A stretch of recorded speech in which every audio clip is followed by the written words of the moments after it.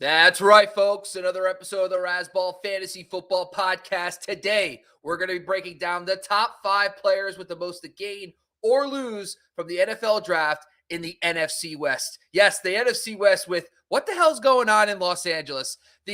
Who's going to start at quarterback for the 49ers? The Seattle Seahawks, is Geno going to be the only guy? And then whatever the hell is going on with Kyler in Arizona, there's plenty of players with a lot to gain if the NFL draft goes the right way. Before we do, want to make sure you follow us across the board at Razzball Fantasy on YouTube, IG, and TikTok. And of course, make sure you jump over to Razzball.com. We got great content on football, baseball, basketball, and hockey. So jump over to Razzball.com to get all the latest news, notes, and analysis that you need to win your fantasy leagues. But today's show is the players with the most to gain and lose from the NFC West, starting right now on the Razzball Fantasy YouTube channel.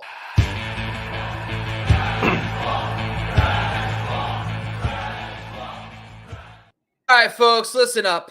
Sometimes you just got to pick up the phone and call in the great guy, the guy you need for analysis, the guy who knows the most about the NFC West. That guy for us is Sky Guasco. You can follow him at Sky Guasco on Twitter. What's going on, Sky? Bobo, it is nice to be back, man. I always look forward to these shows. You know, obviously I was a routiner at Razzball. You and I have done lots of work for years prior to Razzball, and having to take a step behind this year just for personal reasons. But, man, it is so nice to always jump on with you, and we're turning the corner. Draft is coming up in just a couple weeks. I can't believe we're already here. Yeah, man. Honestly, so focus of these shows today in the last few weeks have been to talk about current players. Now, a lot of people are going to talk about mock drafts and which running back's going to go. Where's Bijan Robinson going to go? And they're going to talk about all that. At Razzball, we do things a little unorthodox. So we're going to look at the current players to put in the back of your minds that if, for example, the NFL draft goes the right way for those players, they could be guys you can get at values, especially in early best ball drafts and into the early parts of the summer. So that's what these shows are really about today. Today's show is the NFC West. We're going to be talking about every team, including your 49ers. But let's start off with number 5, Kyler Murray. Arizona Cardinals quarterback. Obviously, everybody knows who Kyler is, coming off a very serious injury, new coaching staff coming in. So tell us why you think Kyler has the most to gain or lose from the NFL draft. Unfortunately, man, I just don't think there's a lot to gain. I hate to be a bummer right off the bat here, but I think Kyler's an issue himself. Let's start with that, right? Like, torn ACL coming off the injury.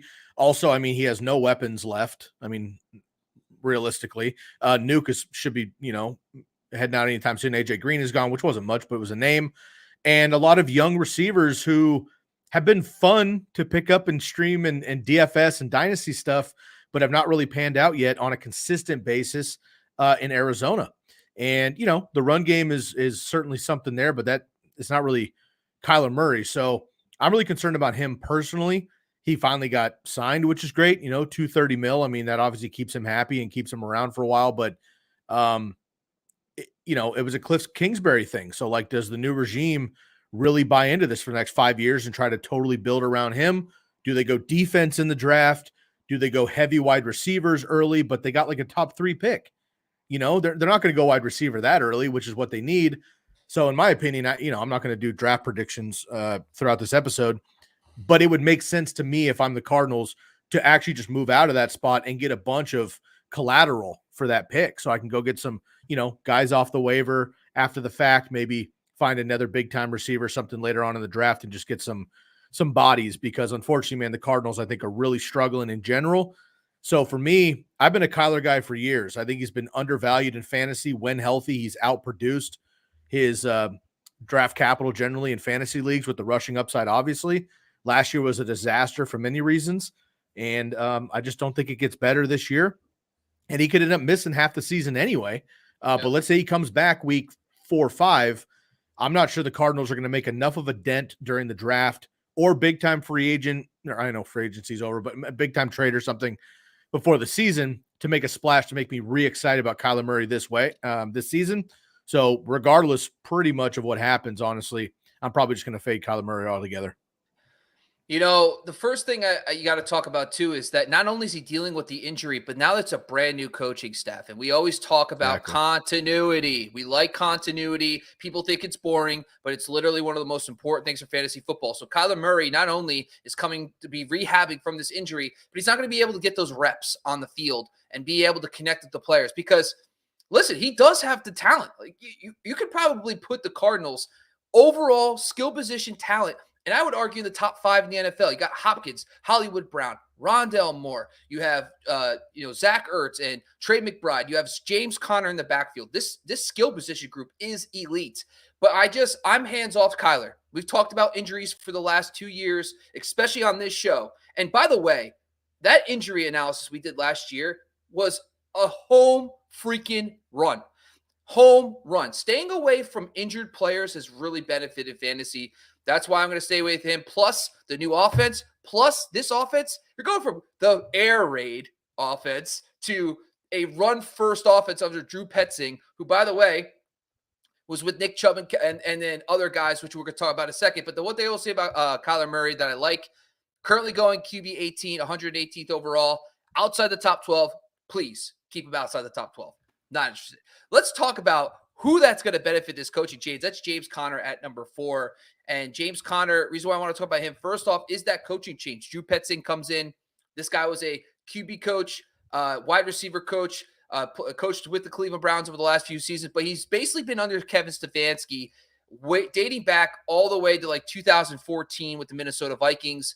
And when you think about Drew Petzing and the pedigree and the coaching staffs, you think running games. You think elite running backs, okay? Nick Chubb, over the last 3 seasons under the Kevin Stefanski with Drew Petzing on that coaching staff, 190 carries in 12 games, 228 in 14 games, 302 last season in 17 games. That is elite usage. If you want to go back further in his time in Minnesota, Dalvin Cook, 2019, Adrian Peterson in 2015. There's been multiple backs. Even Latavius Murray had over 200 carries in a season under this type of coaching scheme. So I do love that for James Conner. The other thing with Conner is that right now today, they don't have a legit RB2 on the roster that you're worried about. And they could easily, I'm not saying they can't. This is why I think he has the most to gain from the NFL draft, because the Cardinals could be looking at it as we have our guys go do the defense right now. They have a defensive head coach. So they want to go beef up that defense. And if James Conner is that RB1 again, we have seen this coaching staff, by the way, produce historically elite RB1s for fantasy football. James Conner just last season was the RB9 in PPR points per game. Currently today going 72nd overall, RB26. I'll be taking a bunch of James Conner. Your thoughts, Sky? Yeah, you've been a James Conner guy for a long time. And again, rightfully so. And I hate to do the cop out of like when he's healthy, he's great. I mean, these guys are NFL, running backs. Obviously, they're good when they're healthy, but James Conner really has been very productive. And in that offense, he's been a touchdown machine, which in fantasy is amazing, right? Kind of a plotter at this point, but quite effective and consistent, which I love. And to your point, the Cardinals with that top 3 pick, right? I mean, most of the experts have them going maybe with Will Anderson out of Alabama to replace JJ Watt on the outside on defense. So again, they're not going to look at running back that early. I do think they get maybe 1 or 2, maybe 3 running backs as the draft goes on, just because they need some depth. But right off the bat, especially if Kyler's not, going to play the first month or 2, I just think they ride the wheels until they fall off with James Conner, which unfortunately for James Conner, I've rooted for this guy for years, of course, with his history. The wheels most likely will fall off, but if you can get 10, 12 weeks out of him without Kyler Murray, and it's, 20 touches a game, 25 touches a game, which we've seen him do plenty, and they're in the red zone consistently scoring. I really like James Conner. And again, any starting running back in the 4th round, 5th round is worth taking. I know it's the dead zone, but it's only a dead zone with other factors like competition, things like that. James Conner right now doesn't have competition. Well, right now he's going at the 6-7 turn, folks. So it's I not mean, even. come on. That's not even. Yes. That's low. All right, let's jump down to number 3. It's Geno Smith, who has got the money from the Seattle Seahawks. He's got the talent around him. So talk to us why you think Geno has the most to gain or lose from the NFL draft. Yeah, this really comes down to if they bulk up wide receiver. Rashad Penny's gone. They're putting all their eggs in the Kenneth Walker basket, which I think is great. DJ Dallas is there. You got Travis Homer out as well. So they're kind of trimming the fat, if you will, in the backfield, which is a good idea. Look, obviously, Geno Smith had a beyond career year, been in the league almost 15 years. Last year, all of a sudden, 70% completion percentage, 4,200 passing yards, which is like 1,200 more than he's ever had in his career, period. 30 touchdowns, which doubled his previous high. And most importantly, Bob, for me, is actually that he cut.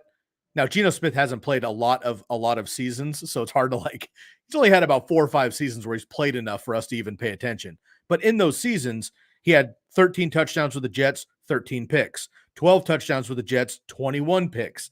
Last year, 30 touchdowns, 11 interceptions. We like to see at least a 2-to-1 ratio. Obviously, that's about a 3-to-1 ratio. So I like that a lot for Geno. That being said, as an NFC West guy, Niner fan, I watch too much Seattle Seahawks because I actually live in the Northwest, but I grew up in the Bay Area. Geno started incredibly hot last year. We all know that, right? He was the number 1 quarterback in fantasy, top 10 for weeks and weeks and weeks and weeks. Second half of the season, though, and certainly the last 6 weeks, not so much. He had a couple, blow-up games, but the consistency wasn't quite there. And then once the running backs got healthy and the new offensive line started to gel, it went back to a Pete Carroll offense, which is running the football, especially late in the season when it gets wet up in Seattle. So I do not expect Geno Smith to come close to last year, being perfectly honest. I'll probably fade him as my quarterback other than 2 QB leagues. But as far as most to gain or lose, if they get another quality weapon at wide receiver with Tyler Lockett and DK Metcalf, I think they can be a real smash. And I think Geno's going to be awesome because you have to double DK. When they leave Tyler Lockett single-handed, they had a couple, 60-yard bombs that he's always really good at there. So the Seattle Seahawks haven't really ever had a scary number 3 option in the pass game. Russ made it work. Geno has made it work, but they haven't made a, number 3 burn you. And if they can get that in the draft, I think that I'm going to boost Geno significantly. But if they go patch up the defense, bolster that offensive line, which are good moves, and just get a round 4, 5, 6 couple receivers, probably not going to move the needle for me. So do you have any, because they have the 5th pick because of the Denver trade, any thoughts they could take a quarterback, or you think Geno's the guy? Could they take a quarterback? Absolutely. Reading mixed reviews. I mean, again, I think Jalen Carter, and again, I don't want to dive too much in the draft here for sake of time, but Jalen Carter, talent-wise, I think fits the scheme, and he's a monster as a D tackle, which we don't care about in fantasy. But as far as the Seattle Seahawks are concerned, that makes the most sense as a team move in the top 5. Now, without getting into semantics, Jalen Carter is potentially in some pretty serious legal situation for some off-season stuff. So I'm not going to go into all that. But if they don't go with him number 5 and they still have one of these top 4 quarterbacks available, I absolutely think they could. And Anthony makes the most sense because I think that he could also kind of run that Pete Carroll Seattle offense, which isn't run and gun. So that makes the most sense. Now, I think Geno also at this point of his career seems like a good clubhouse guy. He has played the backup in 90% of his career, right? I think he would be a rare starting quarterback and a seasoned veteran in the league, the anti-Flacco, if you will, the non-Rodgers, who would actually be open to look, man, I'm at the tail end of my career. I get it. I got an 8th chance and I made it work last year with a Pro Bowl. Bring in a new kid. He's not going to see the field unless I get hurt or until I retire. But go ahead and I'd be happy to coach him. And if I go down, the team is still in good shape. So I think Geno would actually be open to that. And if so, then I think Seattle absolutely can go quarterback at number 5. Yeah, I think the biggest thing for the Seattle Seahawks is the improvements up front. Russell Wilson was finally, when they let go of Russell, they go out, they spend 2 early draft picks on rookies. They hit on both those players. They have a solid Damian Lewis, one of their better players at guard. And they also just got Evan Brown, who was a top 20 center just 2 years ago, according to PFF. So I think the improvements they've made up front, along with the weapons they have with DK and Tyler, definitely intrigues me with Geno Smith, currently going 111th overall, QB 15. So just outside that top 12. So there might be some value for Geno, especially if, like you said, they invest some more weapons around him. And Yeah, just go one ahead. extra note, Bob, on that. Just because Seattle does have a second first-round pick, I just want to mention that. So Okay. even if they go quarterback early in the top 5 and they mix things up, whatever, they're going to still get a top-tier wide receiver in the NFL draft. In which case, I would be excited more about Geno Smith. So I don't think the rookie quarterback affects him at all this year. I do think whether they get a high-profile wide receiver or two in the draft does move the needle or not for me. Okay. Yeah, I mean, I think he did enough. I think Geno Smith, by the way, his rookie season goes 8-8 for the Jets. His coach was, and I know we have Allen Robinson. Sorry, Allen, and I apologize. I have to go on a little bit of a Geno Smith rant for a second. I apologize. Please. This is my biggest issue with all this stuff, right? Geno Smith, as a rookie, goes 8-8 for the Jets. Okay. Touchdown interception ratio was not good. I totally get that. His head coach, Rex Ryan, if you guys remember those Jets teams, run, run, run. Marty Morningway, run, run. His number one receiver was Jeremy Curley. Fire. What are we doing? Like, oh, they got Eric Decker the next year. Okay, Eric Decker, 27 years old. Okay, fine. Number 2 receiver on the team, Jeremy Curley. The tight end, I mean, like, how do you expect this guy to really improve when you don't surround him with talent? The first time ever he gets a starting job with elite receivers, he plays well. All I'm saying is maybe you should invest in your young quarterbacks. Let's jump to number 2. All right, number 2, I want to talk about Allen Robinson. And this one is like, it's all about price point. Okay. Forget about everything else in the world. Forget about if he's good. Listen, I looked at some of the next gen stat stuff earlier this offseason. He is good. Like, did he fall off a cliff? Did he fall off a cliff? No, he's still, the thing is, Allen Robinson is not an elite separator. Okay. So Allen Robinson, you think contested catches, and Matthew Stafford had Cooper Kupp just completely dicing defenses. And then he had Tyler Higbee in the middle of the field. And he's just dicing defenses. But they also had an offensive line problem last year. Early on in the season, they had the worst adjusted sack rate in the NFL last year, tied up there with the Chicago Bears. And so Matthew Stafford, the statue, by the way, could not move. He's getting the ball out of his hands so quickly that he was thrown in the middle of the field.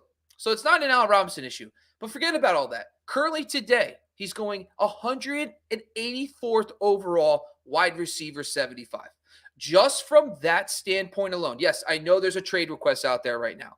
And I know, but they're not going to, I don't have a feeling the Rams are just dumping Allen Robinson because I heard the rumor is they want them to take some of the money. And I think the Rams are like, no, Allen Robinson's still a good player. We'll trade him, but you got to take his contract. So I think he ends up staying. Now, if the Rams go through this process and they've traded a bunch of picks, but let's say they go through the first few days and they don't get a receiver, they're still going to have guys like Van Jefferson and Ben Skoranek backing up Allen Robinson and Cooper Kupp. And I think with Matthew Stafford coming back, and you also have Sean McVay back for another season, there was some stats last year that started pointing to Allen Robinson playing a little better. Weeks 1 through 5, he averaged 2.4 receptions and 21 yards a game. Okay. Weeks 6 through 11, he averaged 4.2 receptions and 46 yards per game. So we started seeing some progression over the second half of the games he played last year. So I think there was improvement coming off. The other problem with Allen Robinson, though, he has a foot injury, and we stay away from injuries. So we'll have to keep a close eye on his production, his off-season workouts, and if he's going to be practicing. But I think there's a big-time buying opportunity on Allen Robinson if they don't go out and get a day 2 wide receiver or something like that. But on the other flip side of this, though, is Tyler Higbee the guy we should be talking about today? First 8 weeks of the season, first 8 games last year, top 10 tight end, 8.4 PPR points per game. But what's your thoughts, Sky, I guess, about these other guys not named Cooper Kupp in the Rams offense? Yeah, Ben Skoronek's a fun name, I suppose. He's the other Cooper Kupp, if you will. I just like to throw some dark horse names. Look, man, I like Allen Robinson a lot. I straight up think, and I'm not going to question a man's character, certainly not a professional athlete or some stranger that I don't actually know, but just human reaction, relationship, whatever, body language tells me a lot all the time. And he was not happy at the end of Chicago. And I don't think he was happy right away with the Rams. And then he got hurt again, and he just never really got to hit that stride. I think and they don't have Odell, seemingly, which I think was a big time distraction because it was going to be Allen Robinson and then it was Odell, and it kind of took the mustard away from him being the second guy there. So I think he needs a fresh start in general, and the Rams don't have many other options. Like, if he can stay healthy and stay on the field, I think he's going to be just fine. I just think the anticipation and the realistic expectation for us as fantasy players for Allen Robinson needs to completely just fall off a cliff. It needs to be like what we were hoping from Adam Thielen last year. We know what he's capable of. We hope he catches, 5 balls for 50 yards a week with an every other week touchdown, right? If we can get that in PPR, I mean, we're looking at 10, 12, 18 points from time to time. That's going to be a nice flex, second flex, wide receiver 3. We just can't think of Allen Robinson being a top end wide receiver 2 like he was a few years ago. He just isn't going to be that. So I think if we change our expectation, we might have a better time stomaching what could be an Allen Robinson healthy season. But let's remember, we just frankly have not had one or a full participation with enthusiasm season from Allen Robinson in 3 years, I think. So I still think, he's young enough to have the talent. I think he's still talented. And arguably, I mean, he's still playing with his best quarterback that he's played with. So I can see it coming through, assuming Matt Stafford can get healthy. Yep, wide receiver 75, folks. I'm taking that value come on. all day long. Yeah, so silly. Let's jump down to number 1. It's Cam Akers, and obviously Cam Akers got off to a slow start, lost his job, went to fantasy, whatever it is, purgatory to die, and then he comes back to life. So Sky, why does Cam Akers have the most to gain or lose from the NFL draft? Yeah, this one's an easy one. Like, again, the Rams still don't have a first round pick since they did the whole Matt Stafford thing a few years ago. They don't have a pick until 34, if I'm correct, right? So they're about 3 or 4 into day 2. They could go running back there, I suppose, because a lot of those, top 5 running backs, probably 3 of those will still be available. But Cam Akers, I think, will get the start, and Malcolm Brown is no longer there. So there's nobody there. Tyron Williams, I mean, there's nobody there that makes me nervous about like a younger guy coming up behind him. Cam Akers is still young himself. He was in the doghouse 2 years ago, then he got hurt, and then he couldn't come back from healthy. Then he had fumble issues. It was a mess. But in the postseason 2 years ago, and then last year when he finally got like full service work, dude was a monster. He really was. And he is super talented. So this for me is real simple. If they take Bijan's obviously going to be gone, but if they get a top 3 running back with that, I think it's a top 4 pick on day 2. If they go running back there, we're going to have to rediscuss this as the summer develops. 100%. Yeah. But if they don't, and let's be honest, man, like Cooper Kupp, Allen Robinson, I guess, Cam Akers, hopefully, Higbee's fun, Matt Stafford, whatever, no other option. They have so many holes to fill for the Rams right now on both sides of the ball. They do not have to go running back at that position, and then maybe they don't. If they don't, it's Cam Akers all day. And I would love just a younger, more upside version of your pick earlier, which is James Conner. I think that's Cam Akers. It's like he's got injury history. He doesn't have full trust from the coaching staff, but he's talented and effective when he's on the field. And so I think they would ride him as long as that they possibly can. And again, last year in a couple of games, he absolutely won weeks in fantasy football. And just kind of a nerd stat, Bob, that I came across here, which made me excited about not only gaining trust from McVay, but telling me that he's definitely the number one, but the number one leaps and bounds in this offense. First of all, he had career highs across the board, obviously, because he just played a lot more and he was more effective after 2021 when he was hurt, whatever. 39 first downs. So the Rams were not a good team last year. They pretty much folded after Cooper Kupp got hurt. Matt Stafford was hurt. Aaron Donald was hurt for the last 6 to 8 weeks as well. It was a disaster for the Rams. Cam Akers was still making it happen and moving the ball and earning his opportunity back. So a little thing like that, more targets, more receptions, more receiving yards, more receiving first downs, more rushing yards and attempts and touchdowns, everything else. I think the talent is there. I think the opportunity is there. Cam Akers is definitely somebody I'm looking for. If they don't go with the top 3 running back on day 2, if they do, we're just going to have to reevaluate. So that stretch down last season, okay? So he gets the starting job back. Baker comes to the team. He averages 19.1 touches per game, 101 combined yards per game, and on average, 1 touchdown per game. Completely dominant. That's 16, 18 points average. Easy. Yeah. Completely down. The other thing, he's going to be a full year removed from his injury. We talk about that all the time. That's where guys can get back to full strength. That's huge. And the final thing that's the best part, it's a contract year, folks. Yeah. Cam Akers, baby, is going to be motivated. The Rams are going to be motivated because they got embarrassed last year after having a huge down year. They have Stafford back, McVay back. They have the weapons, Cooper Kupp coming back. Currently today he's going 64th overall, RB23. That will certainly probably tick up a little bit. But he's another one of those dead zone running backs where I'm starting to second guess that philosophy. But do love Cam Akers. That's all we got for today, folks. That's our top 5 players with the most to gain or lose from the NFL draft in the NFC West.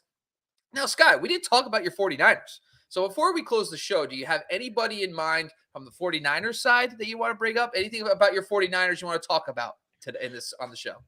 Yeah, real quick, an honorable mention. I mean, the quarterbacks are obvious for the 49ers, but I'm not going to get into that yet because there's so many moving parts and it just like there's too much to like what if. I'm going to stay away from that. Kittle's Kittle, Debo, CMC, Elijah Mitchell, even probably the best 1B in the league.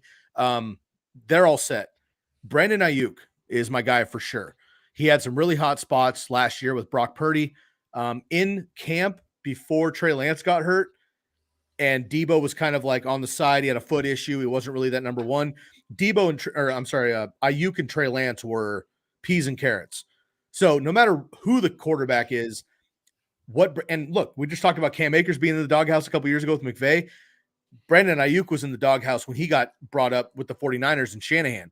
Took him a couple seasons, but last year we saw in spurts that maybe it's not the number one because Debo's Debo, but in receiving specifically, he absolutely was the number one. More targets, more receiving yards. Debo just is a better all-purpose player, obviously. But Brandon Ayuk for me is that player for the 49ers. However, I mean, of course I'm biased, but in this division, outside of quarterback, which is obviously a big deal, but there's questions with Geno, questions with Stafford, definitely questions with Kyler. The 49ers figure out quarterback and they get Brock Purdy or anybody. Let's not forget they did all what they did last year with a 6th-round quarterback. They're going to be dangerous, but I think they're the most set up for success, assuming they stay healthy. But Brandon Ayuk, I guess, if I had to pick somebody, would be the most to gain or lose because I don't see them bringing in wide receivers in the draft. I'm just going to say Sam Darnold. Get it. I love it. Dude, USC guy, man. Hey, he's back on the West Coast. He's going to love that. This is like the moment. Is that Ginge bias? I just wanted to ask. Like, is that Ginge bias? At this point, I don't even know what it is. I think it's just like, That's fair. The Jets fans are having cold sweats thinking it's going to be Geno Smith 2.0. That's fair. They're going to have like the flashback. I just think that you put a guy like a top 3 talent who, by the way, showed flashes. I've never seen a player. I don't even think you could point to a quarterback who had a tougher start to his career when it comes to continuity and put talent around him than Sam Darnold. Alex Smith, not even close. But that's first of all, how can you say not even close? Can you name the top weapons for the Jets during the Sam Darnold tenure? Can you also name the coaching staffs? I mean, no, but I can name all of the disgusting garbage Alex Smith dealt with 6 OCs in 7 years before he went to the Chiefs and basically should have won an MVP. So I'll leave it at that. But like, it's the same thing. Yeah. You're right though. But look at what Alex Smith did when he finally got the coach. I'm with you. And it's I'm not hating Sam Darnold at all. Honestly, before Sammy D was buried because he was bad. Let's just be honest, he was top 3 pick, and it's before he was buried. I was totally a Sammy D guy, right? Again, I'm a Pac-12 guy. He's USC, right? And I get it, Bob. Look, you're a Giants guy. He played for the Jets. You live in San Diego. He went to USC in LA. I think there's just a lot of community. He's a ginger. You're a ginger. There's a lot of. You're a closet 49er fan. There's a lot of. I just want to see the best for you, bro. I want to see what's best for you, and I want to see Sam Darnold take you to the Super Bowl, right? I'll tell you right now. Look, if Sammy D can get me 4 dubs in the first month, and then Brock comes back for another 6 dubs, and if he gets hurt, Trey's ready to go. We do another 4 or 5 quarterback situation and get back to the NFC Championship. Fine with me.